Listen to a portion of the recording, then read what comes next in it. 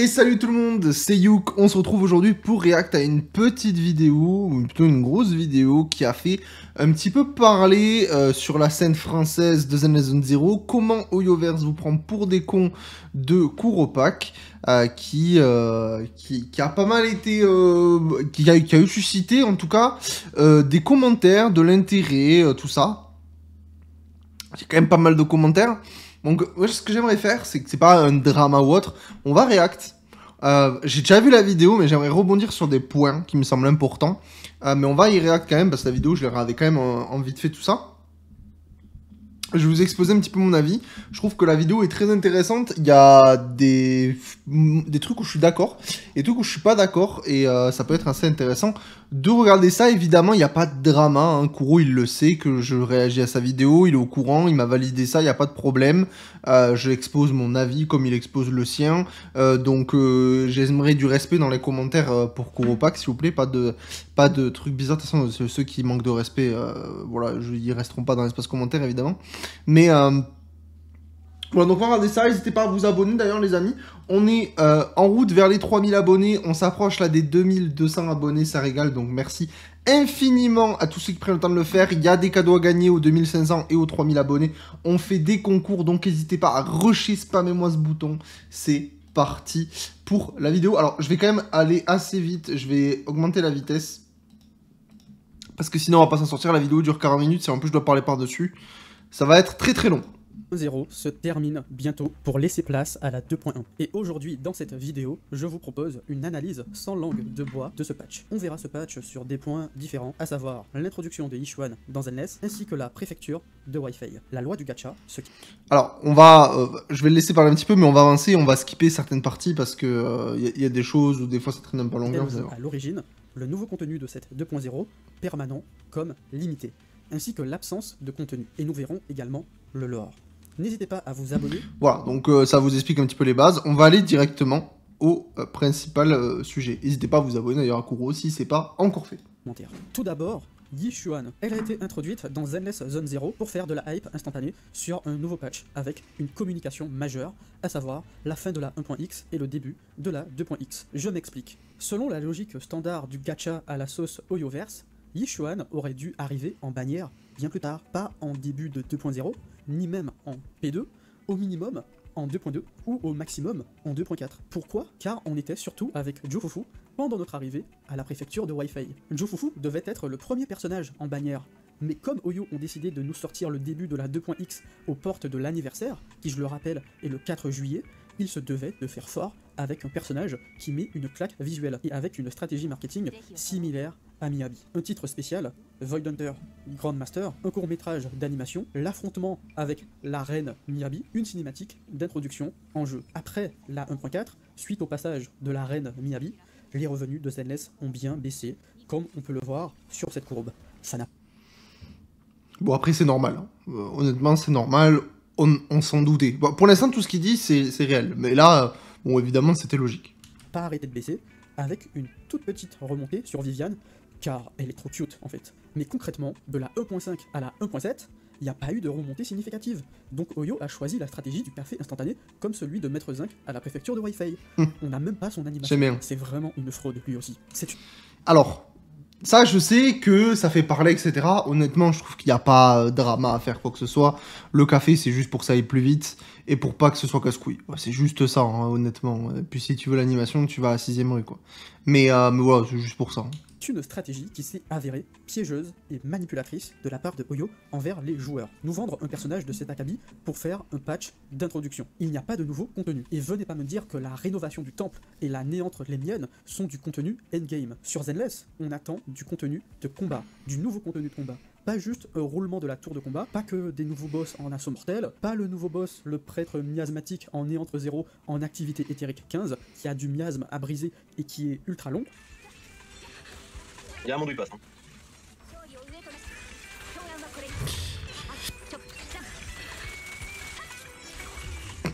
Non. C'est horrible, putain de pauvre. Non, ce qu'on attend de Zenless, c'est qu'ils nous mettent du nouveau contenu de combat permanent. Alors, je vais le laisser juste terminer. Pas cette putain de rénovation du temple avec Jufufu qui est chronophage à Je suis pas là pour lire plein de stats sur un mode de jeu où on ne combat pas, alors que ça n'a rien à voir avec mes personnages. Je suis là pour castagner des boss dans des contenus endgame, et j'en veux tout simplement de nouveau. T'es pas encore convaincu? Alors, je vais mettre pause parce que là, il y a beaucoup de choses à dire. Je suis d'accord avec lui sur, on va dire, l'idée générale, et pas d'accord en même temps. Je vais développer. Je suis d'accord avec lui que il fallait de nouveaux modes endgame. Ça, je suis d'accord avec lui. C'est un des reproches que je donne à la 2.1, c'est qu'il n'y a pas de mode endgame. Il n'y a pas de choses en plus en termes de gameplay. Et en 2.0, bah, c'est vrai que du gameplay pur, on n'en a pas eu énormément non plus. On a eu beaucoup d'events, on va dire un peu plus slice of life. Il y en a eu quand même, il y a eu le robot, etc. Mais je sais qu'il va en parler juste après. Mais pour moi, en fait, il faut des deux. C'est-à-dire que moi, le temple Wi-Fi me dérange pas. Là, c'est les goûts et les couleurs. Ça lui a pas plu. Mais moi, je trouve ça intéressant. C'est un event comme un autre. Et parce qu'il y a des events, on va dire entre guillemets, mini-jeux. Il y en a partout, à tous les patchs, et il y en aura tout le temps. Ça, faut en être conscient. Il y en avait dès la 1.0. Mais, par contre, là où il a raison, c'est que il nous faut des contenus gameplay. Il nous faut du gameplay montre en main, il nous faut du endgame. On n'en a plus depuis l'assaut mortel. Et non, le prêtre, il a raison, ce n'est pas du endgame. Donc ça, là-dessus, je le rejoins absolument. Par contre, le temple Wi-Fi, comme je vous l'ai dit, je suis pas d'accord, je trouve qu'il en faut. Alors oui, c'est sûr que dans la 2.0, bah là, c'est mal proportionné, mais je pense qu'il faut pas taper sur le temple Wi-Fi, c'est pas ça qu'il faut taper, c'est surtout le manque de gameplay, vraiment, qui est absent, vraiment. Que Oyo s'est payé ta tête sur ce patch? Attends, laisse-moi te montrer la réalité de ce que tu n'as pas vu. À quoi sert d'avoir mis l'équivalent du random play au temple Suiban si c'est pour que le HDD ne serve à rien, puisqu'on va dans la nouvelle Néantre physiquement. On n'a même pas les niveaux de la quête dans le HDD et la possibilité de les faire en difficile, puisque le format de la quête a changé pour s'intégrer dans la Néantre Lemnienne, qui est juste là pour avoir un semblant d'open world et pour se conformer à Genshin Impact. Et j'ai bien dit un semblant d'open world. Pourquoi faire? Là, je suis pas du tout d'accord. Là, je suis pas du tout d'accord avec lui. Là, je pense que c'est le point où on n'est pas d'accord. Et en vrai, c'est pas grave, on peut ne pas être d'accord. Honnêtement, moi, on va dire l'exploration de la Néantre Lemnienne, c'est vraiment bien. Pour moi, c'est un très bon rajout dans ZNS Zone 0. Et pourquoi ? Tout simplement parce que justement, on n'est pas sur de l'open world. On n'y est pas et on n'en veut pas sur ZNS. Vraiment, c'est pas ça qu'on veut. Mais il n'empêche qu'en l'état, ZNS Zone 0, il n'y avait que les villes à explorer. Sauf que les villes, excusez-moi hein, du terme, mais quand vous êtes dans Brûle-Bois, vous faites chier. C'est explorer en 5 minutes montre en main. Et encore, je suis gentil quand je dis 5 minutes. Quand on est dans la place, même dans les nouvelles zones qu'il y avait eu avec la section 6, etc., où il n'y a rien. Littéralement, il n'y a rien. Il nous fallait de l'exploration. Il nous fallait des choses qu'on puisse explorer, où on puisse aller un peu plus en détail. Explorer la Néantre, c'est pertinent. Dans le jeu, c'est pertinent. On est dans un... En fait, mettez-vous à la place du jeu, en fait. Mettez-vous... Comme si vous étiez dans le jeu, vous avez une Néantre qui existe en face de vous, vous allez aller l'explorer de fond en comble pour aller dénicher les secrets, etc. qu'on peut trouver. C'est très très bien. Moi je trouve ça très très bien. Là où ils font, par contre, là où je le rejoins, là où il faut pas qu'il tombe, c'est qu'il faut qu'il reste sur ce juste milieu-là. Il faut pas qu'il tombe dans un délire de, entre guillemets, open world. Parce que là, ce n'est pas de l'open world. Ça, c'est un couloir grand. C'est un jeu couloir, mais grand, où il y a plein de dédales, etc. Et ça me fait vraiment penser au patch 1.4, où on avait l'événement majeur, où on pouvait explorer la Néantre. On est là-dedans, hein. C'est juste qu'ils l'ont développé, ils l'ont retravaillé pour faire quelque chose de plus sympa, et de s'adapter pour la suite. On a des choses qui sont intéressantes, on peut fouiller la Néantre, et en fait c'est cohérent. Plutôt que juste suivre l'histoire et d'aller d'un point A à un point B dans la Néantre, et de te dire que bah, tout le reste de la Néantre, tu l'as dans le cul et tu le verras jamais parce que l'histoire t'y a pas amené, bah là, tu peux l'explorer. Et tu sais à quoi ressemble la Néantre et tu sais ce qu'il y a dedans. Ça, je trouve ça très très cool. C'est vraiment bien comme rajout. Ça te permet d'explorer. Et l'exploration, ça manquait à Zenless. On se faisait chier sur le jeu par rapport à l'explo. Par contre, ce qu'il faut qu'il fasse, c'est que l'exploration de la Néantre, moi je trouve ça pertinent. Par contre, il faut pas délaisser l'exploration dans les villes, parce que c'est pareil, en fait, ça résout pas le problème que dans les villes, il se passe rien. Et je sais qu'il va en parler juste après, mais là, je suis pas du tout d'accord sur la néantre. La néantre, pour moi, c'est un très bon rajout. Faut qu'il continue là-dedans, mais il faut qu'il reste là-dessus. On veut pas d'un Genshin Impact. Ça, on est tous d'accord là-dessus. Mais ce qu'ils ont fait, c'est très très bien. Il y a aucun problème. Pourquoi avoir créé l'équivalent partiel du random play ici? Pourquoi avoir même mis ce HDD? Si Pour les nouveaux joueurs, pour accéder à la nouvelle zone et que ce soit pas la merde. Je pense que c'est juste côté pratique. on n'en s'en sert même pas. Et vous voulez savoir le pire? L'épisode Alors, on s'en sert même pas pour les anciens joueurs. Pour les nouveaux joueurs, on s'en sert. spécial de Jufufu, pour y accéder physiquement dans le jeu, on peut se servir de la télé du random play pour y aller. Sauf que, il y a également une télé dans le temple Suiban, qui permet d'accéder aux épisodes spéciaux. Sauf que, quand on est dans le menu des events pour accéder à la télé, le jeu nous téléporte automatiquement à la télé du random play. Si ça, c'est pas prendre les gens pour des cons, je sais pas. Alors, je pense que c'est un oubli. Honnêtement, je pense que c'est pas volontaire et qu'ils ont pas fait attention. Honnêtement, je vois pas pourquoi ils ont fait ça en fait. Qu'on puisse se TP directement et ça nous TP au random play, je sais pas. Mais, et puis surtout que je pense qu'en vrai de vrai, il fallait choisir une destination. Par contre, c'est vrai qu'ils auraient pu remettre au temple Subian. Maintenant, pourquoi il y a ça au temple Subian? C'est pour les nouveaux joueurs, c'est pas pour nous. Parce que oui, nous on en a rien à faire.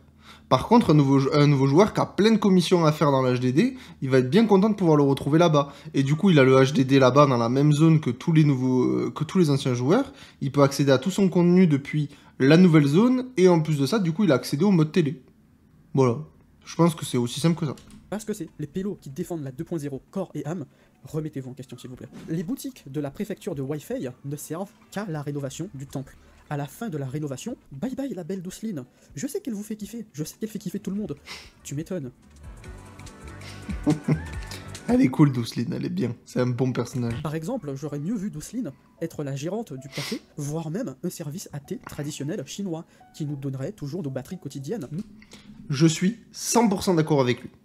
Là, je suis 100% d'accord avec lui. Les boutiques ne servent qu'au temple Wi-Fi, de une, et de deux, c'est vrai que le café, pourquoi ne pas avoir fait quelque chose, on va dire, de cohérent à la zone? C'est vrai que ça, pour le coup, c'est un loupé de la part d'Oyo. C'est vrai. On a le restaurant de nouilles à la 6ème rue. Et le café. Ok, bah pourquoi tu peux pas faire une animation, un truc sympa, sur un service à thé qui fonctionne exactement pareil? T'arrives, t'as ta petite animation, qui est cool. Évidemment, après, on s'en fout de l'animation. Mais c'est toujours sympa d'arriver dans une nouvelle zone, de découvrir la nouvelle animation, le nouveau truc, le nouveau système, qui est certes identique, mais qui du coup est à thème. Et ça, je trouve que c'est un loupé. C'est pas dramatique, mais c'est un loupé. Mais qui serait lié au café du maître zinc, limité à une fois par jour. Pourquoi avoir mis un zinc avec un stand miteux dans cette zone, alors qu'on peut exploiter la culture chinoise en intégrant les PNJ de la zone? Ça, je suis d'accord. Qui est valable à la 6ème rue, Complètement. et à Place Lumina. Il est où le magasin de disques? Pas d'atelier de tuning, pas de salle d'arcade. La vie de la préfecture de Wi-Fi dans l'interaction joueur est vide et éphémère. Et venez pas me faire croire que c'est pas possible. Alors, je suis d'accord avec lui. Là, vraiment, je suis d'accord avec lui. Pour moi, alors, je pense pas qu'il fallait mettre toute la 6ème rue dans la nouvelle zone. Ça, évidemment, non, parce que si du coup, la 6ème rue, on n'y fout plus les pieds. Donc, je trouve ça cool qu'il y ait quand même des trucs uniques. Par exemple, la borne d'arcade, parce que je trouve pas ça très pertinent dans cette zone-là. Il n'y a pas vraiment de rapport. Dans la 6ème rue, je trouve ça très intéressant, parce qu'on est dans le thème urbain, un peu street, etc. Pourquoi pas une borne d'arcade, c'est cool.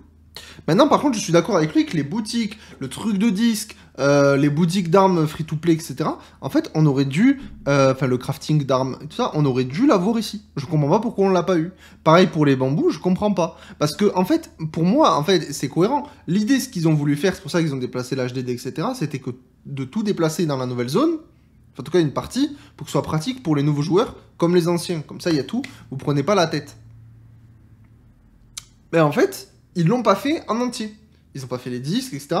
Et c'est vrai que j'aurais trouvé ça cohérent qu'on ait un autre truc de disque ici, ou voilà, une deuxième boutique, quelque chose qui s'en rapproche, parce que bah là, du coup, on est obligé de revenir dans la 6ème rue. Et je trouve ça dommage. C'est un manque loupé, clairement.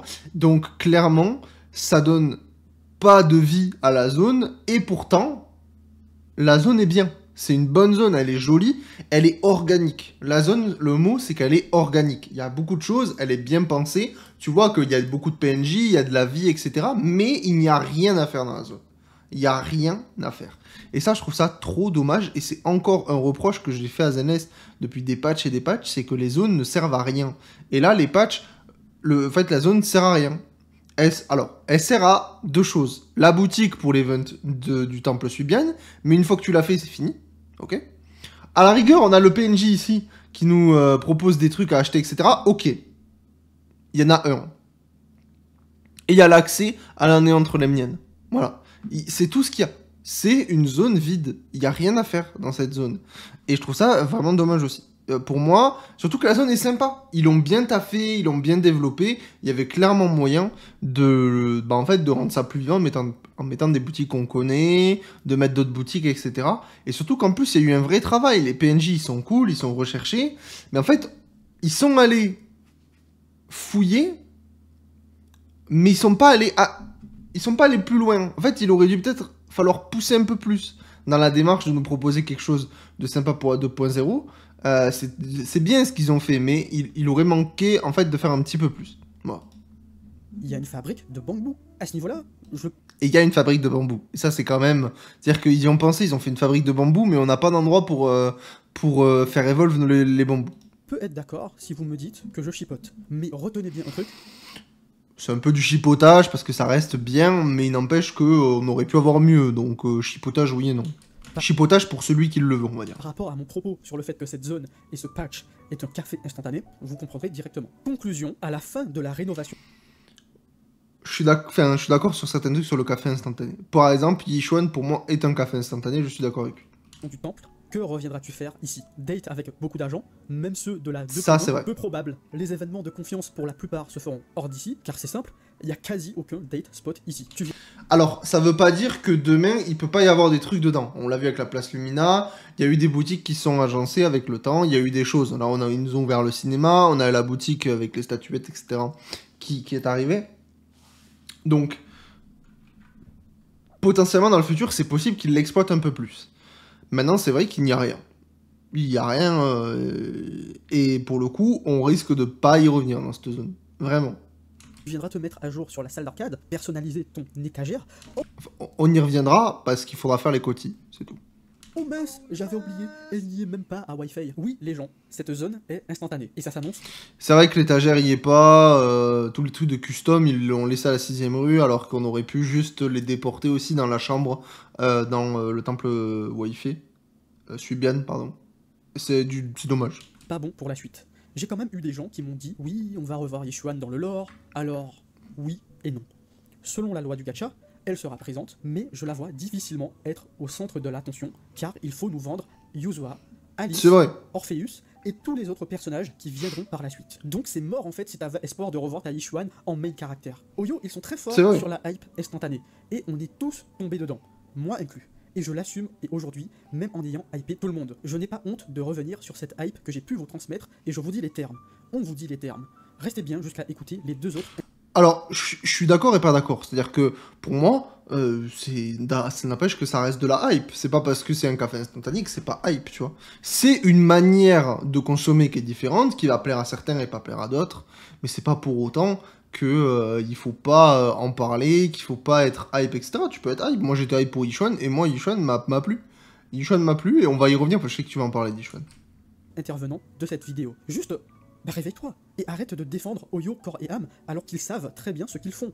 Et ils ont tué le potentiel de ta Yichuan. J'ai pas fini. La néantre les miennes avec ses mécaniques d'exploration. À quoi ça sert? Je ne suis pas dans Genshin Impact, je ne suis pas dans Wuthering Wave, je suis dans Zenless Zone 0.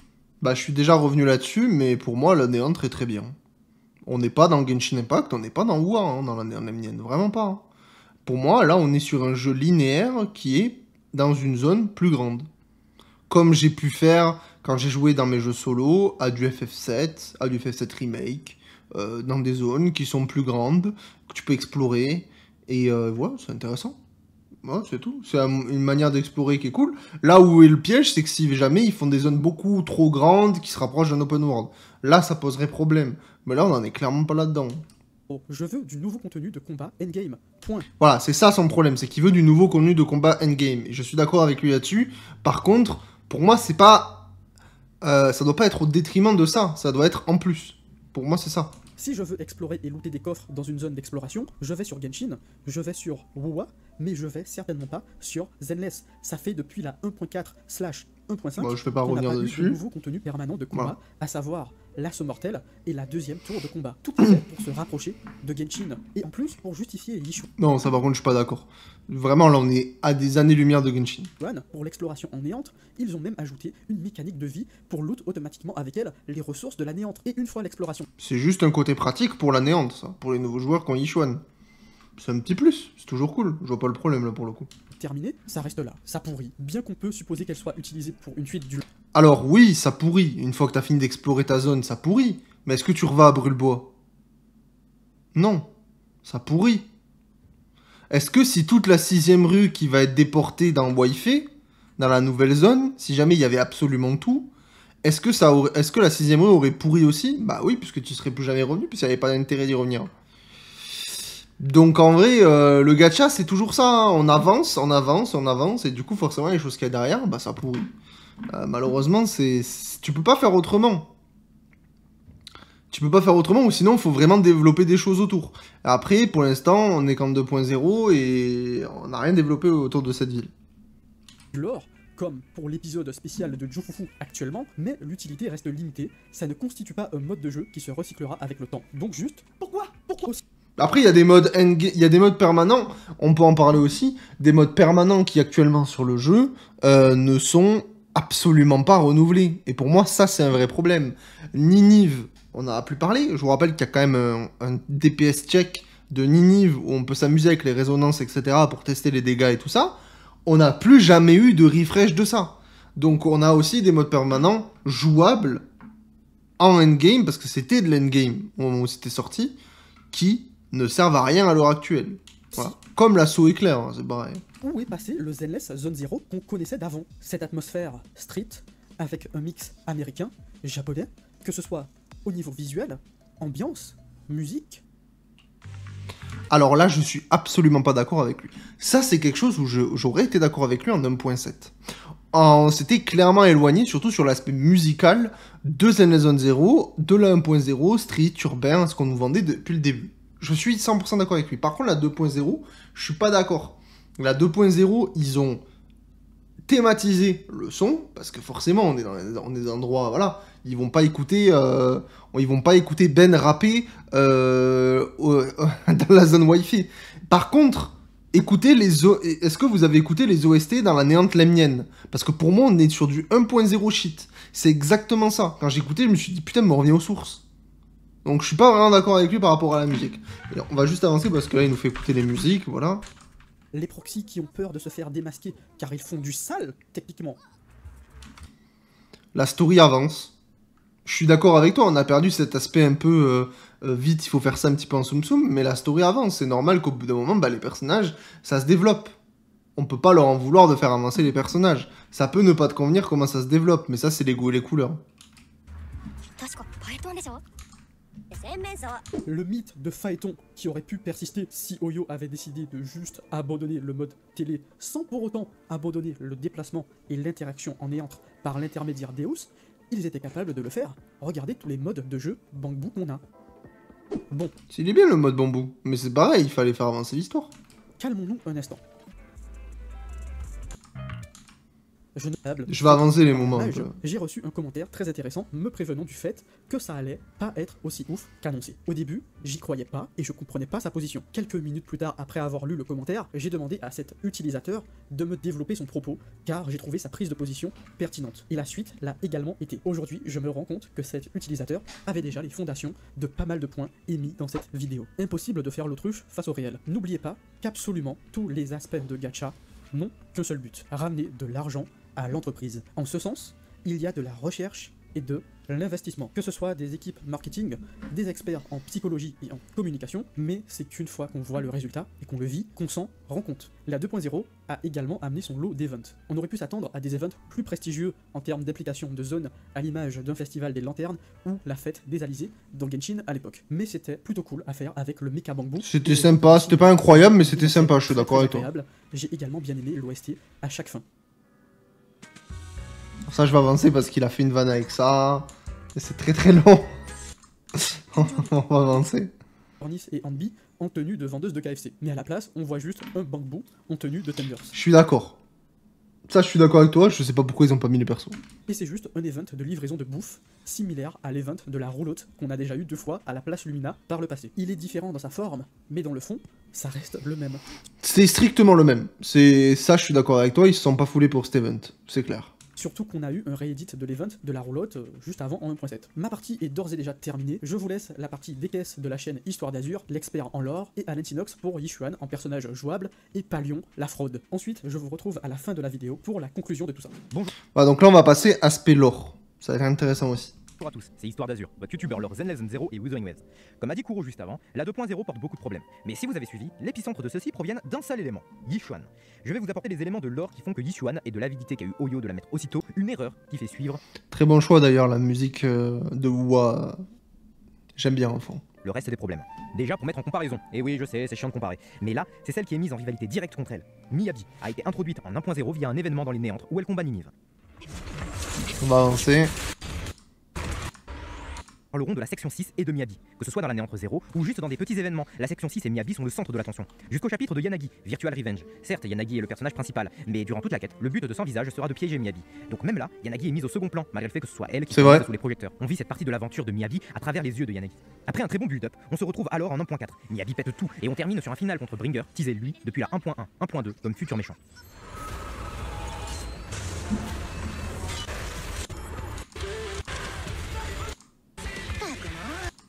Production date de la 1.6. On la découvre avec Vivienne, qui, comme Miyabi, nous sauve. Mais elle, ce ne sera que quelques essais basiques. Cela ne gâche pas la scène pour autant.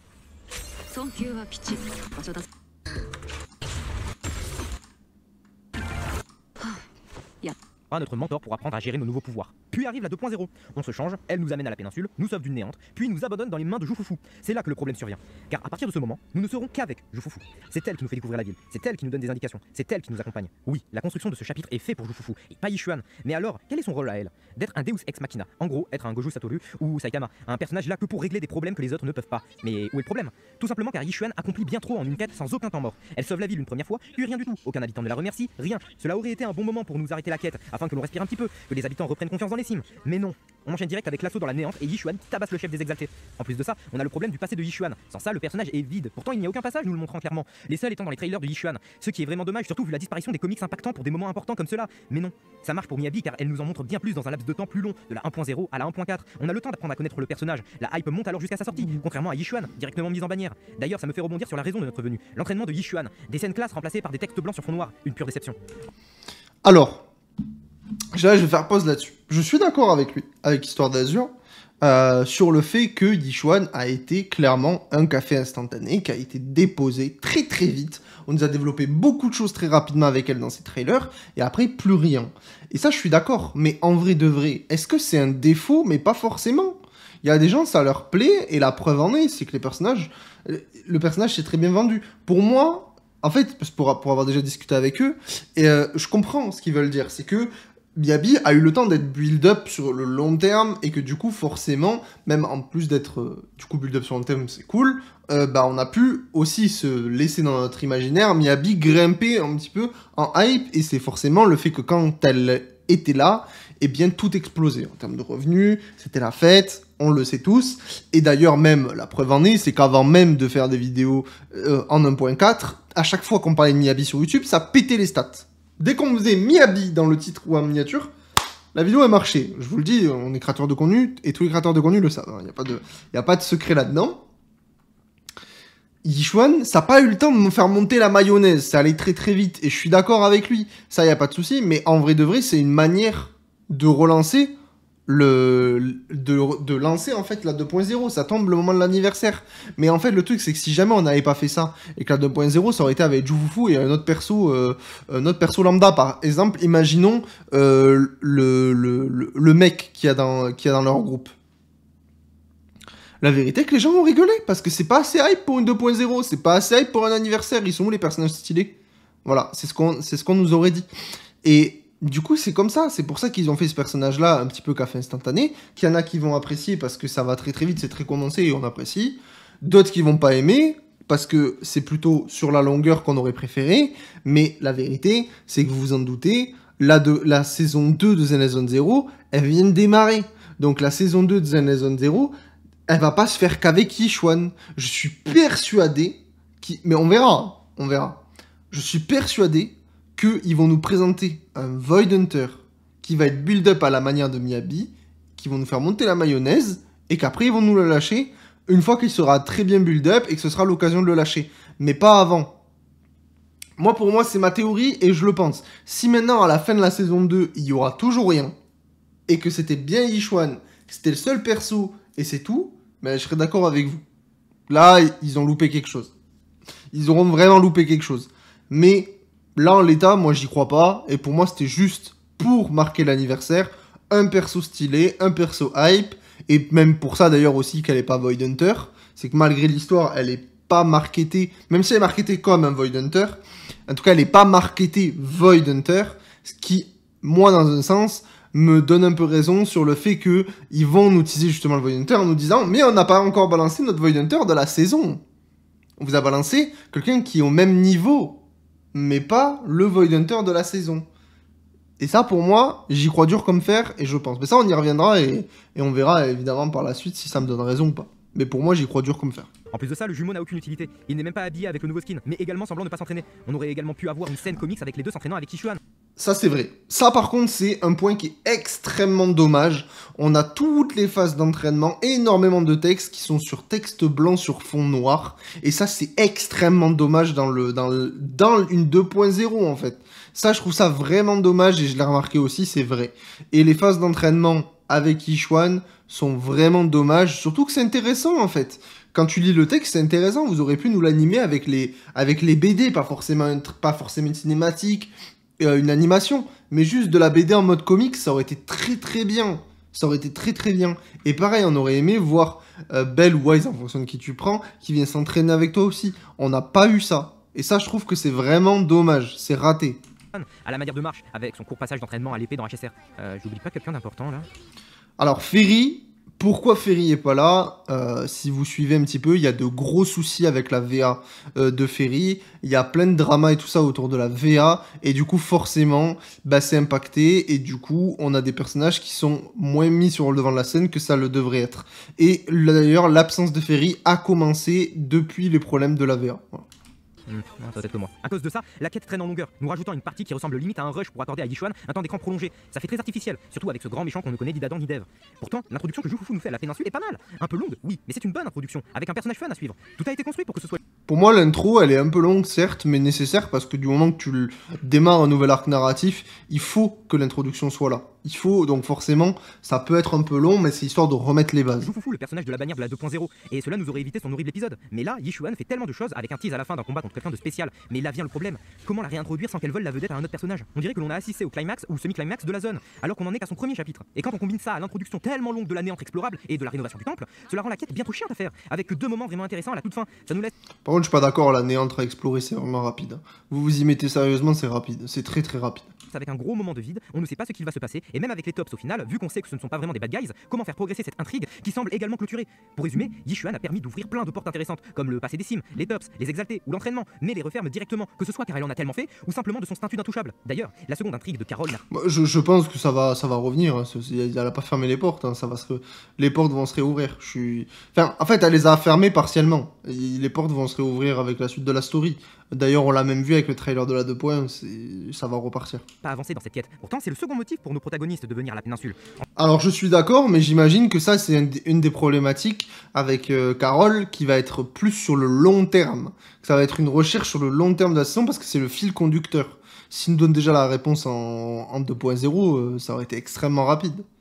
Donc, j'imagine qu'on va voir la suite plus tard. Mais là, on est qu'en 2.0, donc... il faut laisser l'histoire couler. Entre ça et l'entraînement en texte blanc sur fond noir, on a une grande sensation d'incomplet dans cette quête. Ça aurait été génial que comme pour l'histoire de Jane, la 2.0 soit du point de vue de Yichuan, peut-être avant la catastrophe, juste avant la disparition des sims, ou juste... Ça aurait pu être bien. Ça aurait pu être bien. Juste de changer l'ordre des bannières, de la mettre en P2, voire même de la mettre en 2.2, 2.3, car là, je ne sais pas comment Oyo compte la ramener. Mais comme je le dis, si jamais ça aurait été en 2.2, 2.3, ça aurait gueulé.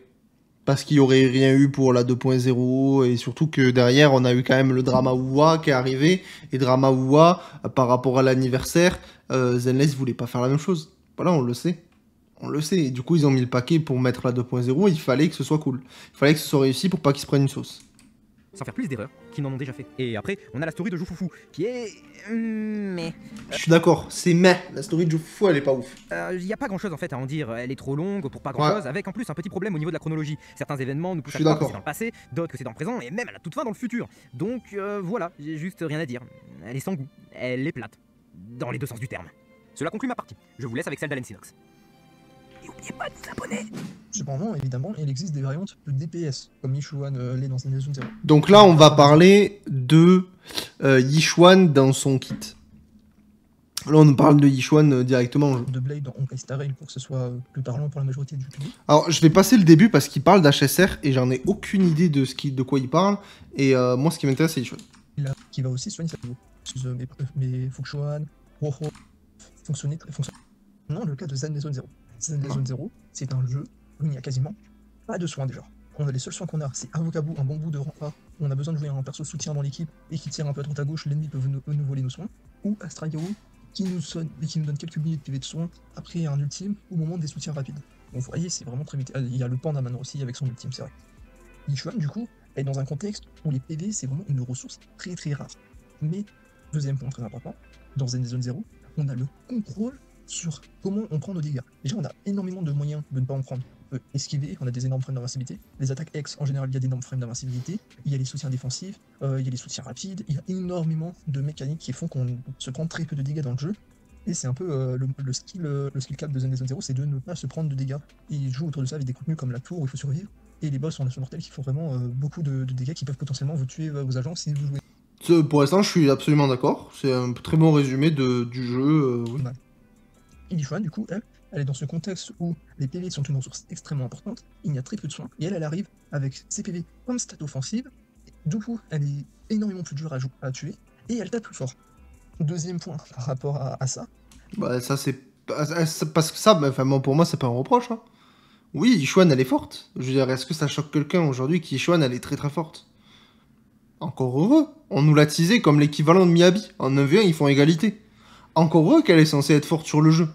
Ils nous l'ont déjà dit que les personnages dans le lore qui sont forts sera représenté en jeu. Ça, ils nous l'ont déjà dit lors d'interviews. On le sait, et bah, oui, un personnage qui est l'équivalent d'un Void Hunter, on s'attend un minimum à ce que oui, elle éclate le jeu. Hein. Moi, si Yishuan demain elle éclate pas le jeu, je vais gueuler. Hein. Donc oui, forcément, c'est une mécanique comme un autre qu'elle a pour ses PV, qui est fort par rapport à l'état du jeu et comment on le joue actuellement, ça c'est vrai aussi, mais c'est pas étonnant. Miyabi c'était pareil, quand elle est arrivée, j'ai même fait une vidéo pour vous dire Miyabi elle est trop forte. C'était plus une question, est-ce qu'elle est vraiment trop forte? Mais la vérité c'est que oui, elle est très très forte Miyabi, elle est super forte. C'est quoi cette portée de zinzin qu'elle a avec ses attaques? Le givre il fait trop mal, le shatter il fait des dégâts mais monstrueux. Ça n'a aucun sens. T'arrives pour clear une vague, la vague elle existe plus en 2 secondes. Donc oui. Mais c'est les forces et les faiblesses. Bah oui, des personnages comme Miyabi et Yishuan n'ont pas beaucoup de faiblesses. C'est vrai. Mais bon, c'est pas étonnant. Bah, pour le coup, c'est pas étonnant. Et pour moi, c'est pas un point négatif. Parce qu'ils ne se calquent pas sur le personnage super fort pour la suite du jeu. Ils l'ont pas fait avec Miyabi. Rappelez-vous, quand il est arrivé, c'était la grande question. Est-ce qu'ils vont calquer la difficulté par rapport à Miyabi? Parce que Miyabi mettait un tiers d'écart avec tous les DPS du jeu. La vérité, c'est que non. Ils l'ont pas fait. Ils sont restés sur les... En globalité, ils ont monté un petit peu petit à petit, mais ils ne sont pas du tout calqués sur Miyabi pour faire le endgame. Donc c'était très cool. Et avec Yishuan, ils se calqueront pas non plus. La preuve en est, pour l'instant... On a eu les trailers de la 2.1, et bah, les personnages, tu peux clear toujours le endgame avec n'importe quel team, quoi. Tu peux te faire plaisir, il n'y a pas de souci. Et l'apparition de Yishuan n'a pas enlevé ça, quoi. Elle prend un peu de dégâts elle-même. Elle a encore plus d'options pour ne pas prendre de dégâts que n'importe quel agent du jeu. Elle a un pari automatique avec son attaque X, elle a un pari automatique... bah ça c'est son kit, quoi, donc il n'y a pas de... Elle est très forte. Elle a des déplacements de fou furieux avec son oiseau qui lui emmène partout sur le terrain. Vraiment, elle a des options incroyables pour ne pas prendre de dégâts. Sa mécanique d'équilibrage des PV, ça ne réduit pas ses PV, ça fait juste en sorte que les deux autres agents de l'équipe, donc qui sont le moins souvent sur le terrain, ce soit des poches de sang lorsqu'elle en récupère ses oui, c'est ça. dégâts. Le perso est immortel, il base ses dégâts sur ça, il a 1 million d'options pour survivre, ça fait qu'il me casse complètement avec cette idée de PV comme ressource rare et importante à protéger dans les combats. Ça, c'est quelque chose que Universe ont fait aussi pour Miyabi à ce niveau-là, de pouvoir survivre plus facilement. On peut le voir avec ses grands dash, son pari automatique sur sa 5e attaque normale, etc. C'est parce que les Void Hunters, c'est des personnages très populaires. Bah oui, oui, c'est vrai. Qui vont attirer les joueurs les plus. Exactement. Mais là, vraiment, on a atteint un stade où ce n'est même plus équilibré parce que Miyabi. Mais Miyabi n'était pas équilibré à sa sortie, hein. Et je suis désolé, Miyabi n'était pas équilibré à sa sortie. Miyabi mettait un tiers d'écart avec tout le roster du jeu. Tout le roster du jeu, les gars. Miyabi n'était pas équilibré. En plus, on était dans la méta anomalie de fou à ce moment-là. Miyabi explosait tout le contenu, mais de très très loin. Encore, son pari de la 5e attaque normale, c'est pas vrai, c'est très situationnel, on fait pas vraiment exprès de le balancer each one. Alors, ça, si t'arrives à bien jouer, si, tu peux très bien le placer volontairement. Mais il n'empêche que Miyabi, c'était pareil, hein, je suis pas d'accord avec ça. On peut vraiment placer l'ennemi dans une énorme sphère qui dure longtemps, qu'on a un contrôle sur son temps. Et ça va se réduire avec le temps. Ichuan sera de moins en moins efficace comme Miyabi l'est. Miyabi, même si elle est encore très très forte, y a pas de souci là-dessus. Compare Miyabi aujourd'hui et Miyabi en 1.4, c'est pas pareil. Attention, elle est toujours très très forte, mais Miyabi, bah forcément, elle a pas la même efficacité que maintenant. Ça a été réduit et c'est normal. C'est évolué avec le temps, avec les patchs. Donc pour moi, c'est pas déconnant qu'Ichuan, elle est super forte.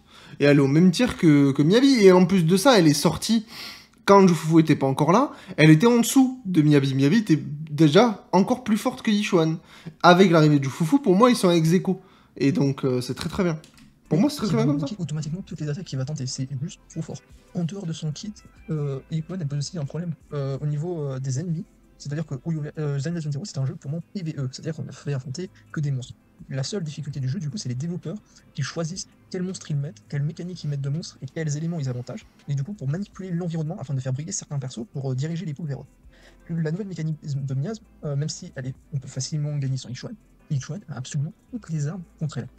Déjà, elle est en personnage. C'est pas un problème, parce que oui, Ichuan, elle a cet avantage-là par rapport aux autres persos, mais maintenant, je pense qu'il y a des clips qui ont suffisamment tourné sur internet où César, elle avale le miasme de l'adversaire, où Rina, elle aide extrêmement bien dans les teams pour faire avaler le miasme. Le miasme n'est pas un problème avec les autres teams du moment que tu sais jouer contre. Vraiment pas. Oui, Ichuan a cette particularité d'y arriver mieux que les autres. Oui, mais ça fait partie de son kit, parce que c'est un personnage qui est broken, mais qui est conçu pour être broken, comme Miyabi à sa sortie. C'est normal. Et pour moi, c'est pas un défaut du tout du personnage, là, pour le coup, non. Donc elle a cette notion de force transperçante. En deuxième, elle a tous ces types de paris que je vous ai expliqué plus tôt, qui fait, ça réduit rapidement le miasme. Troisième point, elle fait énormément d'ultime. Elle spam 2 fois plus d'ultime que le reste des persos. Ça fait partie de son kit. Accompagné de Jufufu, qui est un personnage qui est vraiment designé pour Ichuan. Si vous n'avez pas Ichuan ou Jufufu, elle est vraiment pas plus intéressante qu'une Coleda C0 sans signature, honnêtement. Ah, je suis absolument pas d'accord avec ce kit. Elle est vraiment pas plus intéressante qu'une Coleda C0 sans signature. C'est pas vrai. Ça, c'est pas vrai. Si vous avez Jufufu et que vous n'avez pas Ichuan, Jufufu est un personnage qui va absolument dans toutes les teams du jeu, et j'avais testé toutes les teams du jeu lors de la bêta test, et je suis absolument pas d'accord du tout avec ce qu'il dit. Jufufu, vous la mettez avec Vlad, c'est un des meilleurs persos avec Vlad. Elle fait partie de la Dream Team de Vlad. Tu la mets, tu enlèves Lycaon. Tu mets Jufufu à la place. Jufufu est plus pertinente. Tu peux jouer Jufufu avec Evelyn. Alors oui, Lighter sera plus fort, mais elle reste très pertinente. Tu peux jouer Jufufu avec Silver MB. Oui, Trigger sera meilleur, mais elle reste très pertinente. On est très loin d'un niveau Coleda sans signature, c'est 0. C'est complètement faux, ça, par contre. Alors par contre, on peut reprocher des choses à Jufufu. Le fait que le buildage de Jufufu est une purge et que c'est très compliqué, c'est un des premiers trucs que j'ai relevé et que j'en avais communiqué par rapport à ça. Mais honnêtement, dire que Jufufu vaut Coleda c'est 0, c'est faux. Ça, c'est complètement faux. Vraiment, les buffs que donne Jufufu sont très très forts et sont universels. Boost de dégâts d'ulti, c'est-à-dire que n'importe quel personnage qui... Pardon, je m'étouffe, qui monte par ses dégâts d'ultime va être augmenté. Dégâts d'enchaînement améliorés, c'est absolument parfait pour plein de personnages, dont Evelyn en conséquence. Boost de dégâts critiques, c'est exactement parfait sur absolument tous les attaquants et les ruptures du jeu, faut qu'il n'y a que Ichuan, c'est très bien. Alors oui, ça profite pas aux personnages anomalie, quoique, encore Miyabi. Mais déjà, tous les attaquants du jeu, et rupture pour le moment, avec Ichuan, fonctionnent très très bien avec Jufufu. C'est un personnage qui est universel, qui brille encore plus avec Yichuan parce que justement ça booste très très bien son kit, mais qui fonctionne extrêmement bien avec tous les personnages attaquants du jeu, qui demandent du temps de terrain. Là où vous allez avoir des difficultés à jouer Jufufu, ça va être par exemple avec un Harumasa qui va partir régulièrement, et j'allais dire, et encore ça dépend parce que Vlad, elle est très très forte avec Vlad. Donc vraiment, Jufufu, dire qu'elle est aussi forte que Coletta C0, c'est... Là, pour le coup, c'est vraiment faux, pour le coup. Je suis pas du tout d'accord. Honnêtement, le perso a fait strictement rien de plus qu'elle. Bah, c'est faux. Bah, pour le coup, objectivement parlant, là, Alain Sinoc, je suis désolé. je vous apprécie tous ça dans la vidéo, mais ça, c'est clairement faux. Au niveau de son kit, les boosts qu'elle donne, c'est colossal. Colossal. Elle donne des boosts de zinzin. Du coup, ça fait que Yichuan est hyper avantagé dans l'environnement.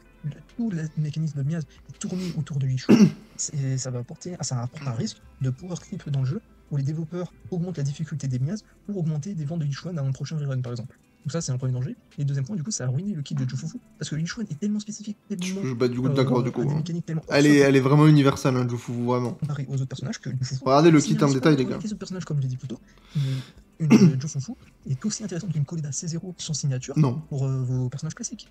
pas du tout. Maintenant, on va parler de Palion, leur bambou de faction. Et là, il y a un très gros problème. Palion, c'est le pire bambou sorti du jeu depuis la 1.1, donc depuis Officier QI avec Jendo et King Shu. Pourquoi Palion est mauvais? Pourquoi il faut boycott Palion? Tout d'abord, regardons son kit, Palion, c'est un bambou DPS physique. Premier problème, l'élément physique, c'est le pire du jeu. Pour un petit contexte, par exemple, quand il y a eu le rerun de Jane, la défense de Shiyu qui l'accompagnait, elle avait la défense 7 avec une résistance physique sans aucune faiblesse. Donc c'est pour donner à quel point il n'y a aucune faiblesse physique dans le jeu. Alors, je suis d'accord avec lui. Par contre, dire qu'il n'y a aucune faiblesse physique dans le jeu, c'est oublier les personnages qui arrivent en 2 points. Hein, parce que ce soit Yuzua ou Alice, dites-vous bien qu'on va bouffer de la faiblesse physique énormément. Hein. Donc, dire qu'il n'y a pas de faiblesse physique, là, c'est complètement oublier ce qui arrive, là. On va bouffer de la faiblesse physique, en veux-tu, en voilà. Ça va faire revenir Jane, on va mettre en avant Alice, on va mettre en avant Yuzua, donc faiblesse physique, il va y en avoir énormément en endgame. On va en bouffer, en veux-tu, en voilà, alors que ça fait très longtemps qu'on n'en a pas eu, et ça c'est vrai, mais on va en avoir énormément. En assaut mortel, vous ne verrez jamais de faiblesse physique. Ah bah si, vraiment, vous allez en avoir. Hein. Je peux vous assurer qu'en assaut mortel en 2 points, vous allez en avoir. Hein. Et ça va aller très très vite. Donc oui, en 2.0, vous en voyez pas, mais est-ce que c'est un problème? Non, parce qu'il n'y a pas de personnage mis en avant, faiblesse physique. Enfin, qui sont physiques. Là, vous allez en avoir avec Alice et Yuzua, donc vous inquiétez pas qu'en endgame, vous allez en bouffer hein, de la faiblesse physique. Il n'y a qu'une seule résistance physique qui est Bringer. Ensuite, c'est les signes de Yunku, il n'y a aucun personnage physique en dehors du panda. Le panda, c'est pas un DPS, ça nous intéresse pas. Ça veut dire que quand on va sortir les signes de Yunku, ça va être avec Yichuan, qui va chercher des faiblesses Ether. Donc de base, on a une... Ça, par contre, je suis d'accord avec lui. Parce que là, je vous parle de manière générale, je parlais pas du bambou. Le bambou en lui-même, je suis complètement d'accord avec Sinox, c'est une fraude. Le bambou est une fraude. Ça, pour le coup, je suis d'accord. Parce que booster les dégâts physiques, on en a rien à foutre. Alors vraiment, c'est une dinguerie comme on en a rien à faire. Hein. Alors oui, il y a un peu de dégâts physiques avec Jufufu. Il y a un peu de dégâts physiques avec Jufufu. Mais de manière générale, vous avez les jauges avec Jufufu et donc vous faites des dégâts de feu à la place. Une déconnexion entre l'élément du bambou et l'élément de sa faction. Et en plus, c'est le pire élément du jeu, donc on va jamais profiter d'une faiblesse physique. Alors, le pire élément, vous doutez bien que ça arrive. Hein. Ensuite, sa compétence B demande 2 agents des signes de Yunku. Deuxième gros problème, on n'a que 3 agents dans la faction. Donc ça demande soit de jouer Yichuan et le panda, soit Yichuan et Jufufu.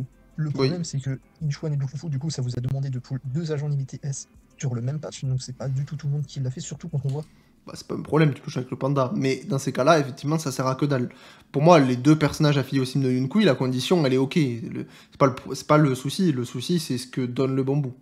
Les faibles performances de Jufufu comparées aux autres stunners. Ou alors de jouer le panda, qui est vraiment pas le plus intéressant des soutiens avec Yichuan. Une Nicole fait très bien l'affaire. On va très rarement déclencher sa compétence B. Et la compétence B en elle-même, il n'y a que très peu de rentabilité. On a un boost de 25% des dégâts, c'est vraiment faible. Et un occasionnel rechargement du 4 secondes de cooldown si on utilise un ultime. Le problème, c'est que de base, le cooldown il est à 30 secondes, c'est l'un des plus longs du jeu au niveau des bambous. Donc ces 4 secondes, elles sont vraiment très faibles, c'est à peine 10% du cooldown. Donc là, on a un bambou qui ne fonctionne pas avec sa faction, dont la compétence B va quasiment jamais être activée. Et maintenant, on va voir pourquoi j'utiliserai Palion plus qu'un autre bambou. On va regarder la compétence.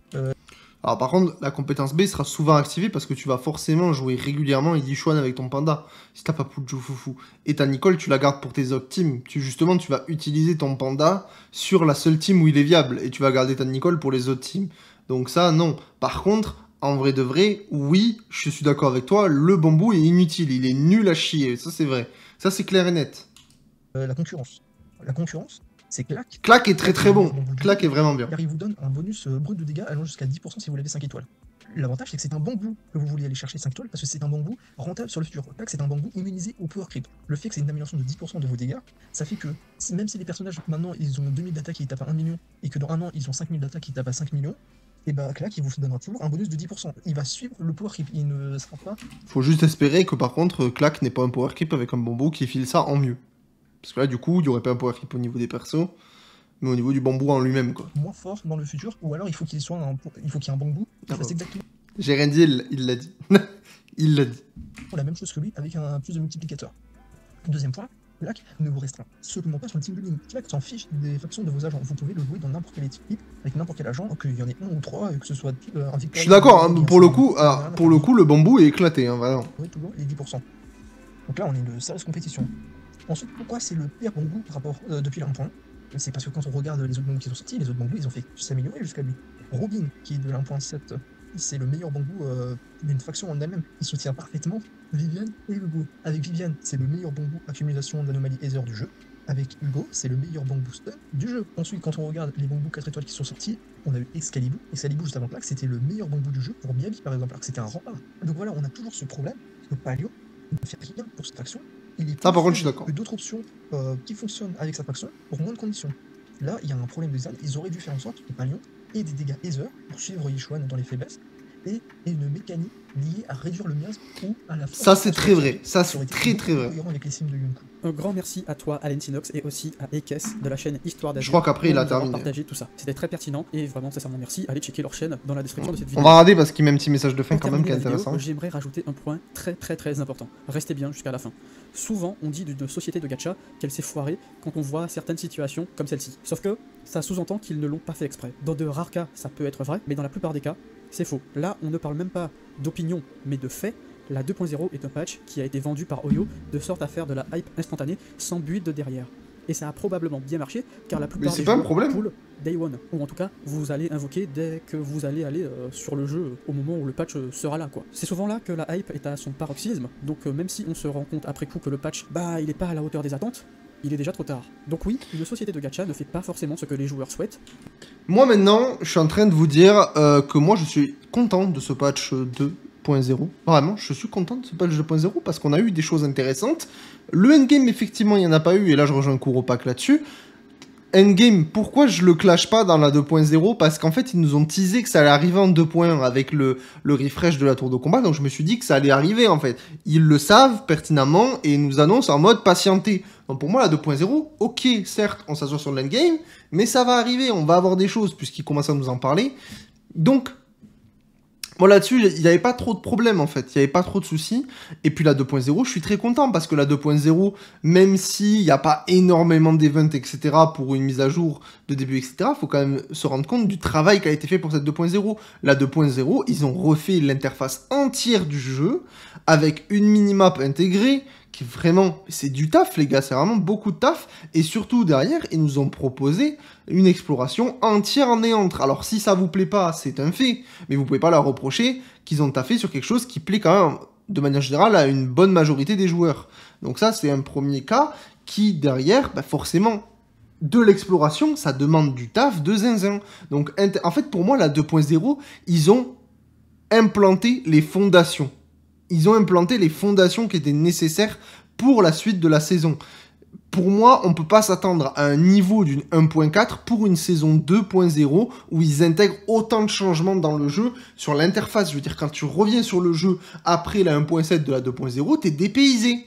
T'es dépaysé. Parce qu'il y a beaucoup de choses à reprendre, beaucoup de marques à reprendre, pas mal de choses qui changent au niveau visuel, etc. Il y a eu beaucoup de travail de dev mis là-dedans, dans l'ergonomie, l'amélioration, l'affichage et l'exploration, que forcément, on peut pas aussi leur en demander autant sur le endgame, sur les events, etc.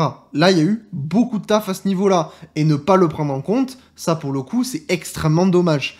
Et du coup, c'est pour ça que, étant donné tout ce contexte-là. Ils nous parlent que la 2.1, ils vont nous mettre du refresh tower, etc. Je me suis dit, ok, très bien. Ils ont mis du temps pour travailler sur tout ça. En 2.1, ils ont compris qu'il va nous falloir du gameplay, du endgame, etc. Et qu'on aurait du coup ça, ils auraient le temps de le travailler pour la 2.1 après avoir pondu la 2.0. Donc pour moi, c'est pas du tout prendre des gens pour des cons. C'était bien amené comment c'était fait. Alors oui, il y a des choses à redire. Vous avez vu, j'étais pas forcément en désaccord sur tout. Il y a vraiment des choses où j'étais d'accord avec eux. Mais de là à dire que c'est un mauvais patch, je suis pas d'accord. Le patch était bon. C'est un bon patch. Je me suis pas emmerdé sur le jeu.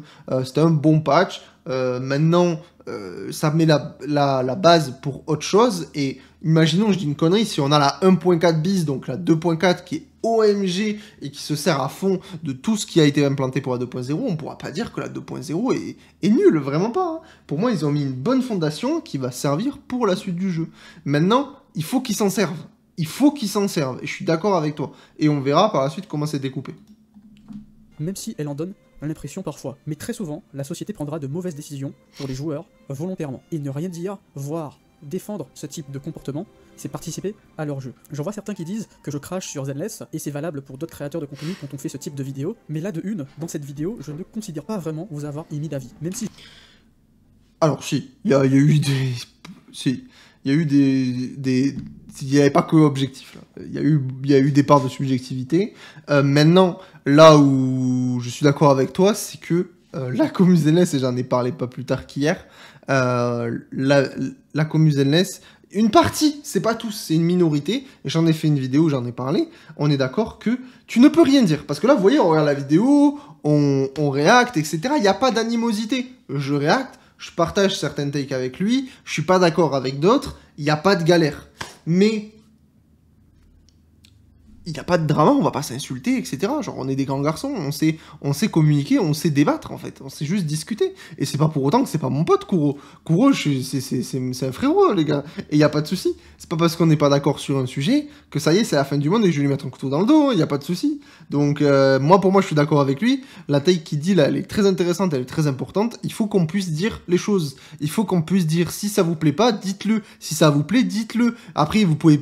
Il y a des manières de dire. Tu vas pas dire à quelqu'un, oui, bah, c'est éclaté ton jeu de merde, voilà, à un moment donné, abuse aussi sur les termes. Mais, tu peux dire, moi, je n'aime pas parce que, moi, j'aime parce que, tu vois, c'est intéressant, ça ouvre au débat, et quelqu'un qui peut complètement discuter avec toi, j'en ai beaucoup discuté avec le serveur Discord, et c'était très intéressant de discuter avec eux, parce que, en fait, ils te prennent pas pour des cons, juste, tu as une discussion normale, comme avec n'importe quelle personne dans la rue, où tu émets deux trucs. C'est pas tout blanc, c'est pas tout noir, c'est des nuances de couleurs, c'est gris.